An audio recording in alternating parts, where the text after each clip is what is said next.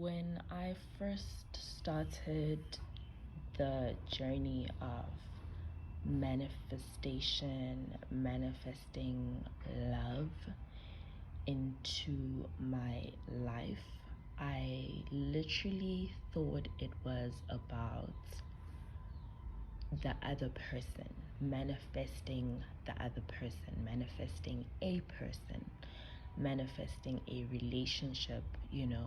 That was the initial focus, that was the drive, that was the desire to manifest something, a relationship, and someone into my life. And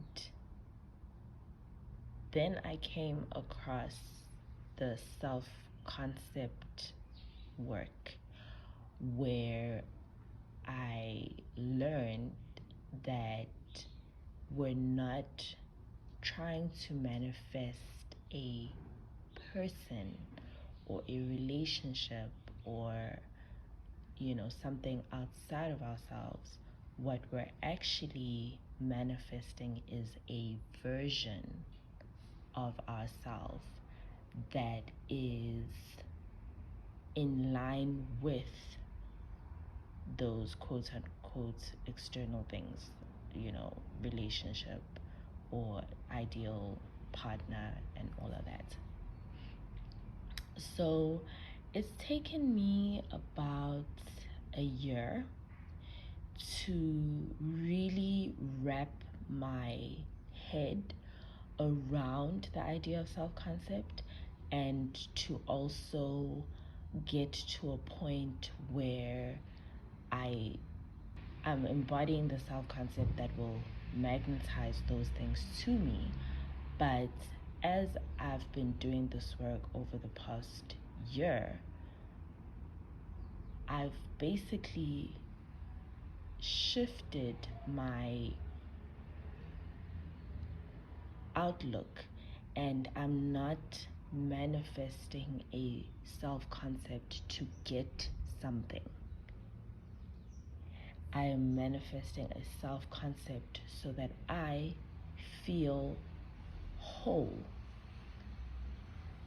within myself, regardless of what I do attract or what I do not attract. So when I first started manifesting, when I first started self-concept, it was about getting something.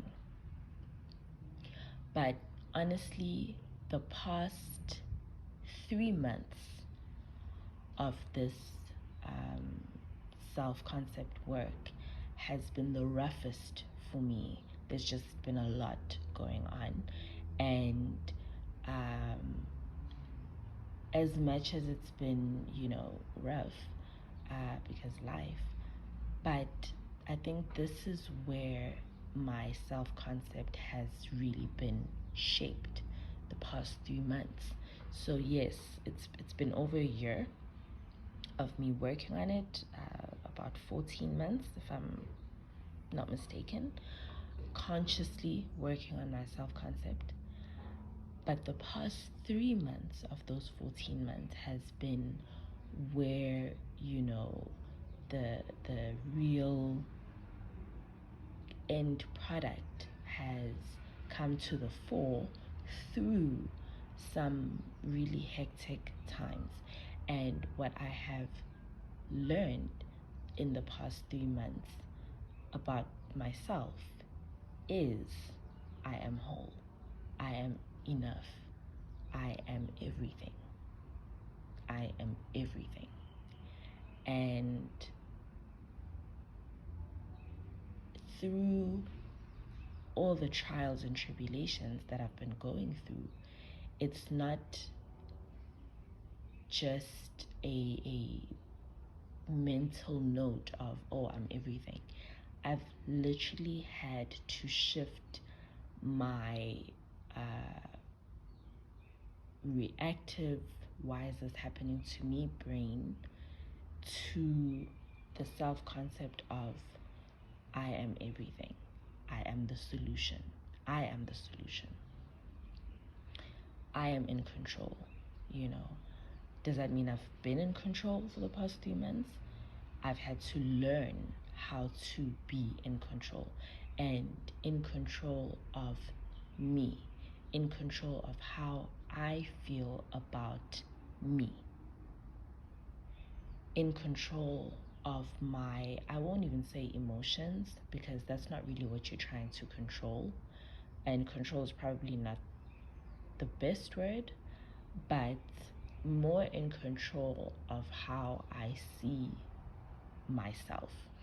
So there've been very many opportunities for me to see myself as something outside of what I ideally want to be.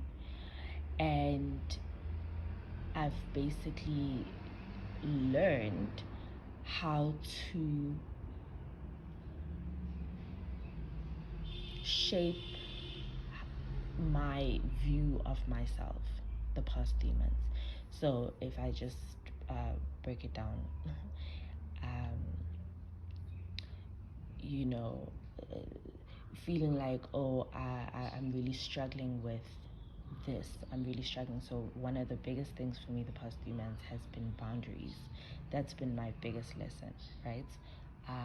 Especially as a people pleaser and a nice girl and even a doormat, this is the hardest lesson that I've had to learn so far, I think.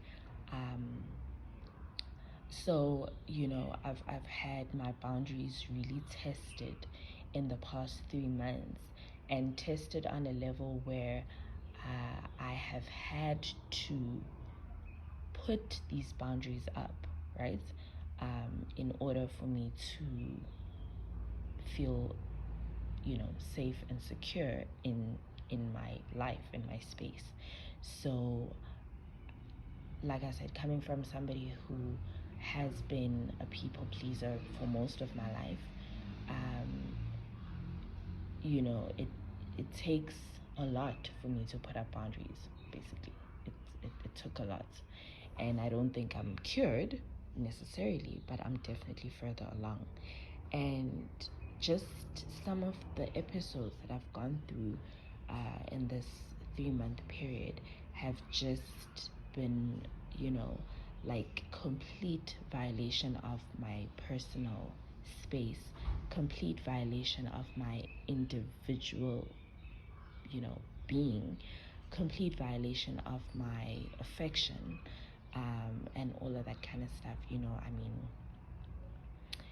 Just on a level where even someone who maybe didn't have that much, I wouldn't say I didn't have self-respect, but obviously because I lacked so many boundaries, there was a deep level of not having as much self-respect as a healthy person should.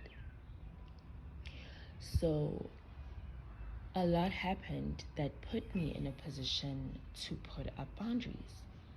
A lot happened that put me in a position to stand up for myself, which is, if you're a people pleaser, that's your biggest nightmare, right? You'll do anything to avoid, standing up for yourself, because that causes friction and whatever with people. But everything that happened got to a point where I knew that the only way I could change my circumstance was to stand up for myself, because there's certain things that you just have to do yourself. Like, no one, not to say no one can stand up for you, but to some degree you have to be able to stand up for yourself in your life every day, right? People can help you, but certain things are just yours to deal. And so I had to put up boundaries, and it was scary to stand up for myself. It was scary to use my voice. It was scary to put up boundaries. It was scary to say no. It was scary to put space between myself and the situation. It was scary to emotionally remove myself from a situation. It was scary for me to learn to not volunteer myself. It was scary.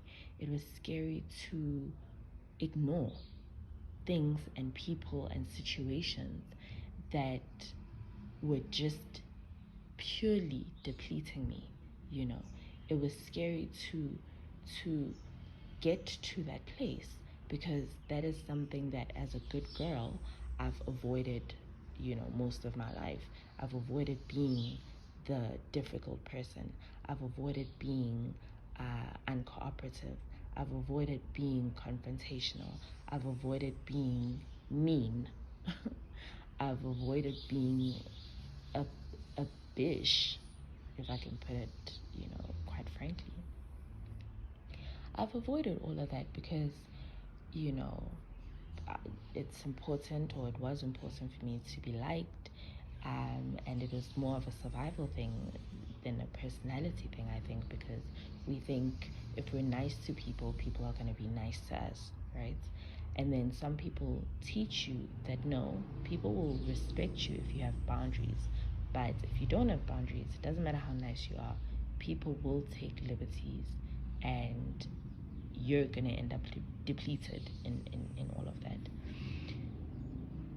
So, in all of that, and learning how to put up those boundaries and learning how to put that space, between how I felt and what I was going through, and forcing myself to detach emotionally from the whirlwind that was happening around me, forcing myself to detach from it. In other words, seeing the situation, seeing the circumstance, seeing the quote unquote facts, but putting myself in a position where I am not emotionally drawn. There was anxiety there was stress, there were so many things that were happening that I had to put up boundaries so that I don't suffer heart palpitations. I had to detach myself emotionally so that I'm not distracted and going about my day, just overly stressed.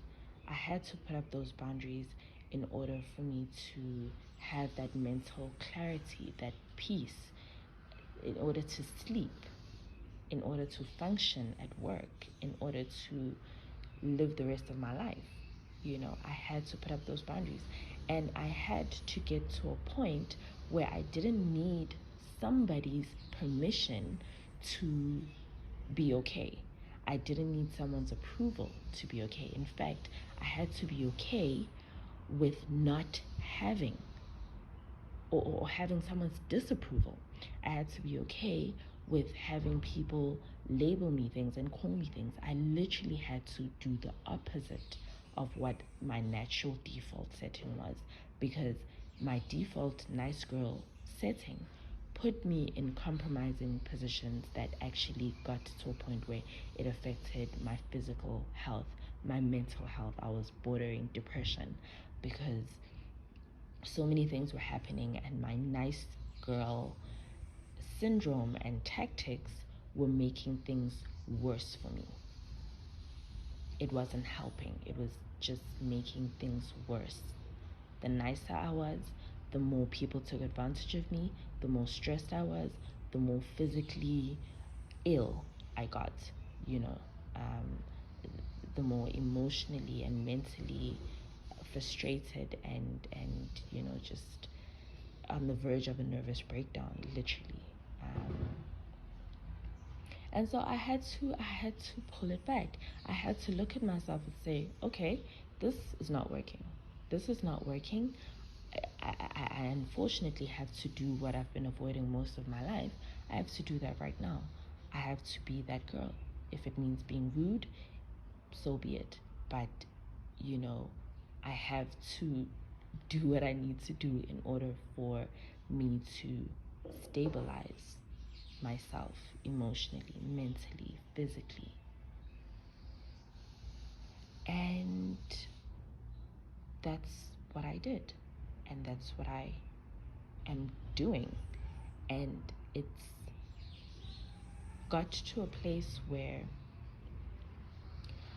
I conserve so much of my energy, so much of my life force. In fact, it's gotten to a point where I'm so stingy with my energy because for the first time in my life, I realize how valuable my energy is. I realize that my energy is gold, my attention is gold, my physical, emotional, mental energy is gold. It's so valuable. It's the most valuable thing in the world.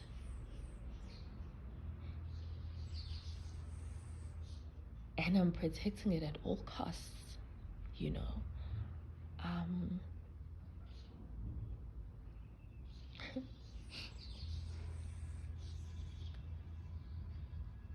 And that's what self-concept has taught me, or is teaching me. It's teaching me that I am everything. There's nothing in this world that is more valuable than me. And obviously this is relative. This is my world that I'm living in. You know, I'm living in my world, right? Because everything that I perceive is through my eyes, it's through my point of view, and all of that kind of stuff. In my world, I am the most valuable thing because there is nothing that will happen in my world without my permission. Things don't get to exist in my world unless I grant them the permission to exist. And that includes situations and people that violate me. Things can come into my life that attempt to violate me, but if I have strong enough boundaries and I disengage and I detach, those things don't have a certain level of power over me. But things that I allow have influence and power in my world. And you know, I'm not going to say I'm not interested in manifesting a relationship, but I don't even look at things like that right now.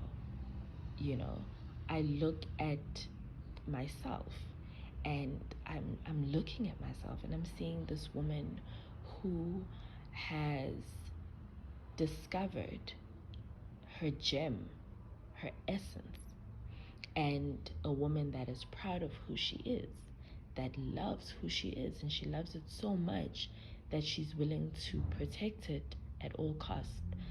All costs.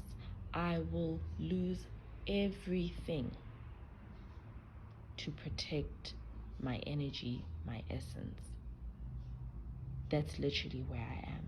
And I think it's such a beautiful place to be because right now, if we come back to manifesting, because I'm so secure in myself, in other words, I trust myself, I love myself, and it's like a two-way street. I trust myself because I stood up for myself, and I stood up for myself, and I continue to stand up for myself because I respect myself, I love myself, and I know I love myself because of, I don't know if that makes sense. So I know I love myself because of what I'm willing to do to stand up for myself and to protect myself.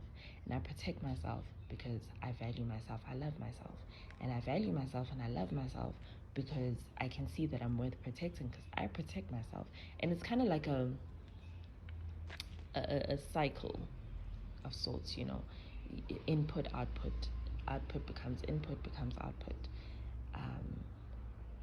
That's basically where I'm at, where I don't need somebody to protect me. You know, I trust myself enough to know that I can protect myself. Now, does that mean I don't want supplementary protection? No. Does that mean I don't need it? I mean, there's so many, aspects of protection, you know, but it just goes back to the whole thing of I can accept it and I can attract it and I can manifest it in the world because it already exists inside of me. A simple example: if you are in some sort of legal battle or you get drawn into whatever, you first have to be at a point where you are about protecting yourself. Then you get in a lawyer or an attorney or some, external supplement, right? But if you are not even in a position to stand up for yourself and protect yourself, lawyers and stuff it's very far. Do you know what I mean? You can have access to them, but you first have to take that first step of I'm protecting myself, I'm standing up for myself. And even lawyers will say, what have you done to remedy the situation? Because it starts inside of you. Then you go for supplementary whatever. So I feel it's the same with love. I'm learning to love myself every day, but in different ways, and standing up for myself, putting up boundaries, detaching, all of those things. It's a new way of loving myself.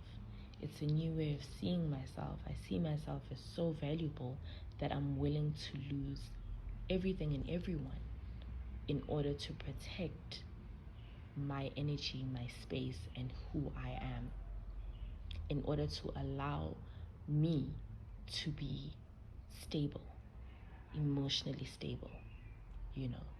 Um, and that has changed the game for me because I put myself in the center. I put my emotional stability in the center. Now, even when I meet people, I'm not attached. One of the things about being a nice girl is that you just get super attached to like anyone. Someone shows you a little bit of affection, attention, you get super attached because you self-abandoning every day. You're self-abandoning and you're running to go and be a nice girl to somebody. And this can be in friendships, this can be in family, this can be at work, this can be in love, this could be like any scenario, business, any scenario. And I'm at a point where I'm the center of my universe. If somebody comes close to me and their energy is attempting to take me away from myself, I automatically just walk the other way. I'm not even attached, so I don't even need to detach. But I'm at a point, like I said, I will lose everything and everyone to protect my peace, right? I know that sounds cliche, but it's true. And so I'm attracting a lot of people because of my stability. I'm attracting a lot of opportunities because of my stability. I'm attracting a lot of favorable circumstances because of my stability. And I'm able to look at things. So, for example, if I meet somebody, I go out on a date, I have a good time, I'm able to be present in that moment, have a good time, have a good date, enjoy me, enjoy this experience in my life, enjoy how I feel inside, and not have to stress about, is he gonna call me back? Am I gonna see him for a second date? Da da da da da. In fact, It's more of, did I feel, how am I going to put it? I'm more focused on doing things, as many things as I can, that align to the feel good, feeling. I do more of those things. And if I come across something or someone that does not carry that same feel good energy for me, then it's very easy for me to keep it moving, because my center is feel good. My center is stable. Anything that destabilizes me, I already know that's not for me. So that's what self-concept has really blessed me with. And I think it's just like another level. I've just reached another level.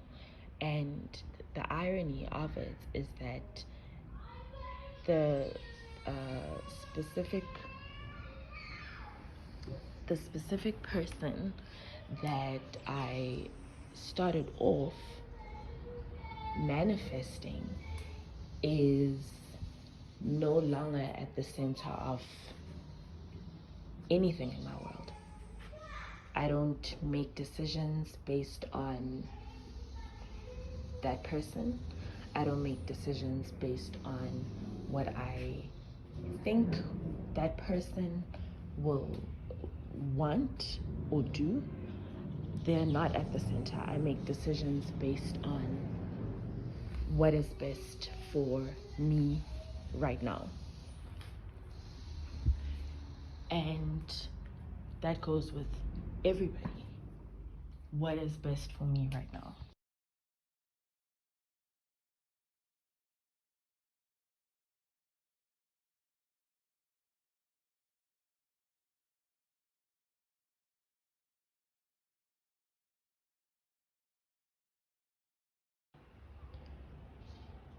So I'll just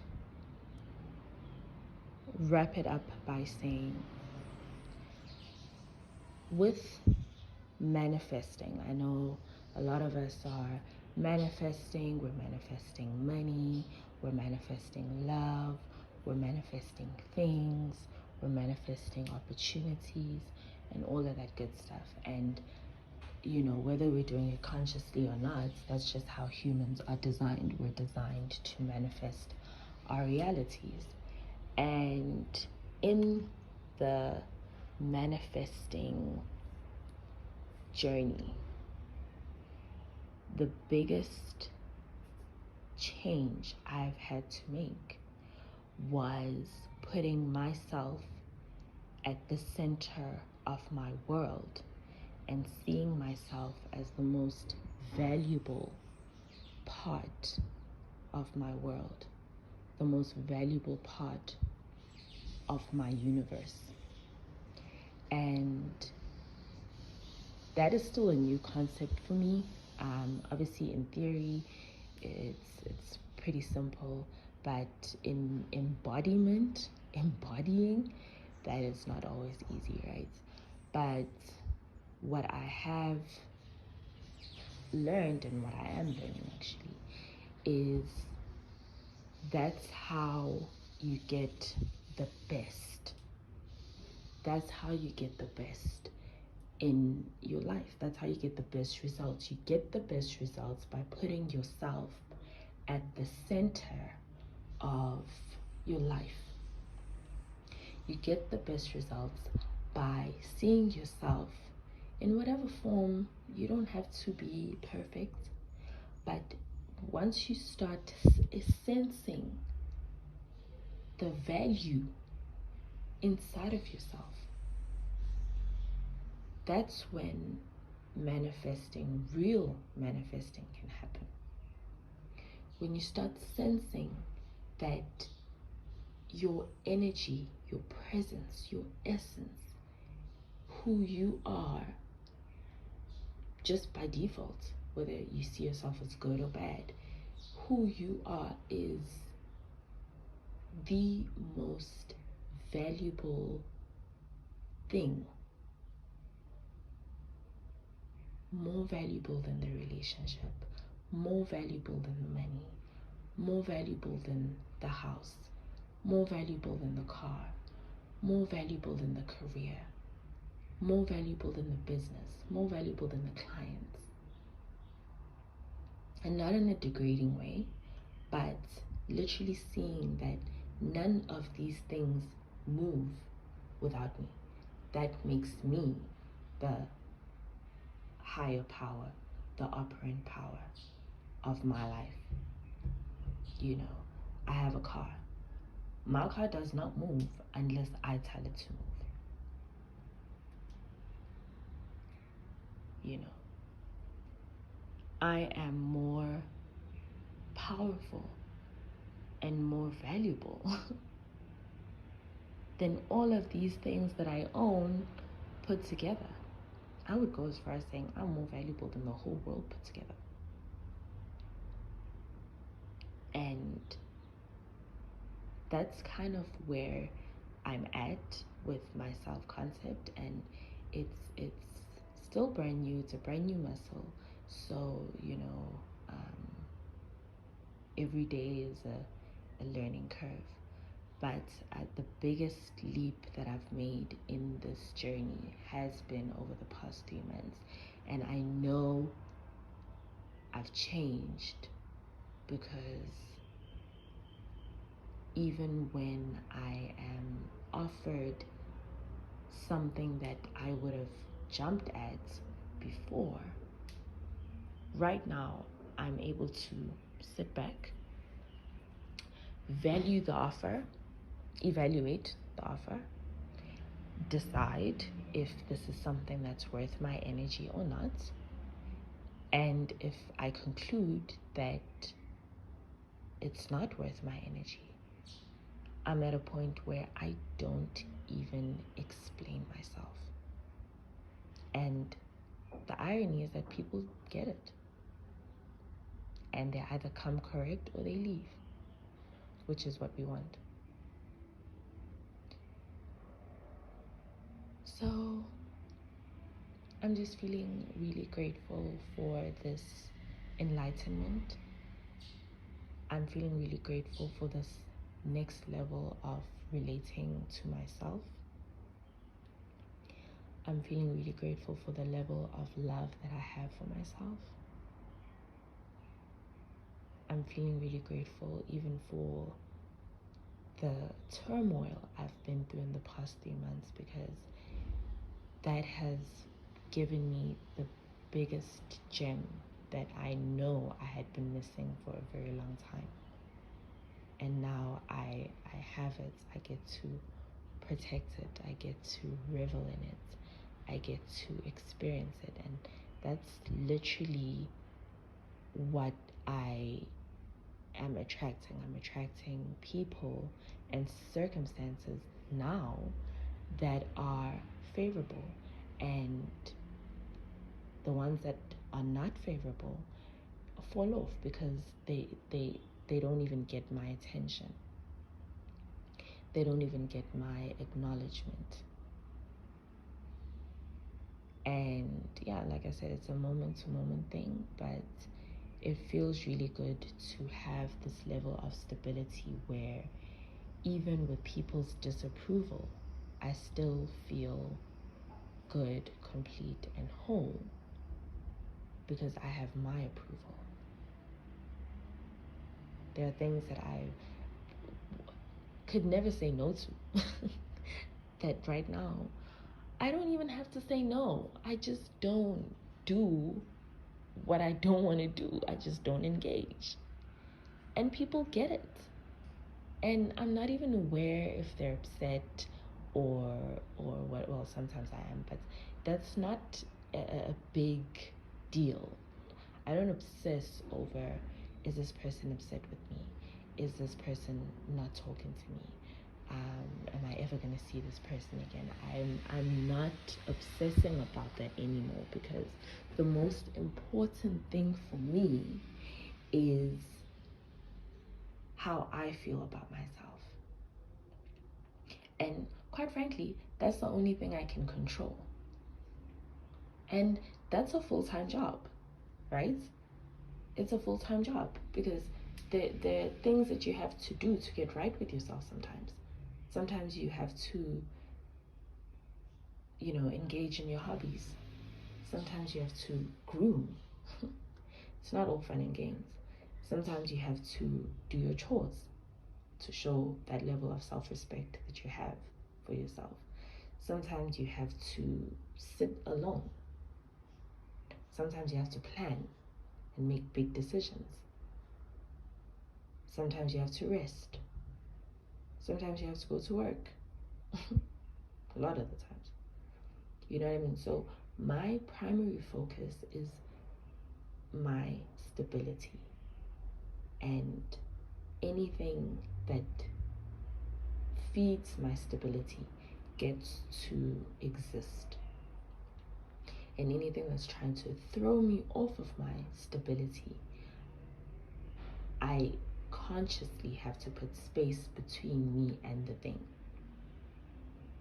If it's friends that make you feel bad, if it's a relationship that's just not working, if it's a job where you need to put up strong boundaries of what you will do and what you will not do, if it's a living situation, whatever it is, the biggest thing for me is stability and learning. A lot of the times, learning what I need to do in order to have that stability and doing it. Sometimes it's eating a certain way. Sometimes it's getting some sunshine. Sometimes it's exercise. Sometimes it's a nap. Sometimes it's creating something, being creative. Sometimes it's learning something new. Sometimes it's being nostalgic, doing something that brings you comfort, listening to a song that you've listened to for the past 15 years. Listen to it on repeat because it brings you comfort. Whatever it is. Whatever it is. Doing what you need to do in order to be stable in that moment. I'm not interested in what's going to happen 5-10 years from now, and not really in an ignorant way, but where I am right now is here, and my biggest job is to make myself feel stable, calm, safe, secure now. And that's the best gift I've given myself, and that's the best gift the universe has given me, and that's the best gift that this turmoil has given me. The power of now, the present moment, and the ability to know that I am safe, I am valuable, and feeling secure enough to say, I can meet 100 guys and they all court me and they're all attracted to me, blah blah blah. But out of that 100, if only one comes correct, not only will I be able to absolutely spot that one, but that's all I need. And if everybody else thinks I'm a bitch because I'm not playing nice, that's also okay, because those are not the ones that I want, right? And if I meet 100 guys and none of them resonate with me, that is also okay. My biggest thing is my security, my stability, my peace, my safety. And being secure is a big thing for me. I've been the insecure girl for a very long time, and I'm actually pretty excited to get into a relationship and work on the security within a relationship, right? I've just always been that insecure girl um, for most of my relationships, most of the time. And it would be very interesting to see what it feels like to actually be with somebody and feel so secure and so stable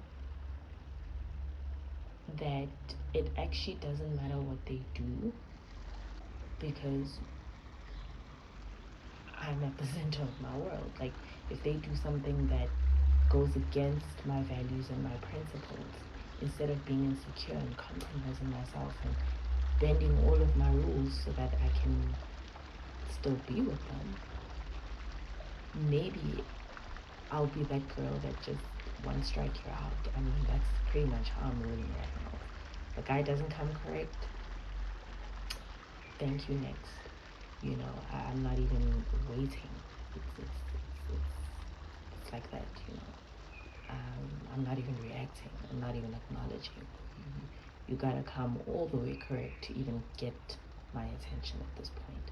But it would be very interesting to see, in relationship what that would be like. But it feels really good to be so secure that I don't need all the bells and whistles right now in order to feel good or to feel happy. I can just be happy about the fact that I'm alive, I'm safe. In this present moment, there's nothing that I need to do to prove what a good person I am. I know who I am. I know what I work on being every day. And that's enough. And it's literally enough. I mean, I'm literally enough. I'm literally everything.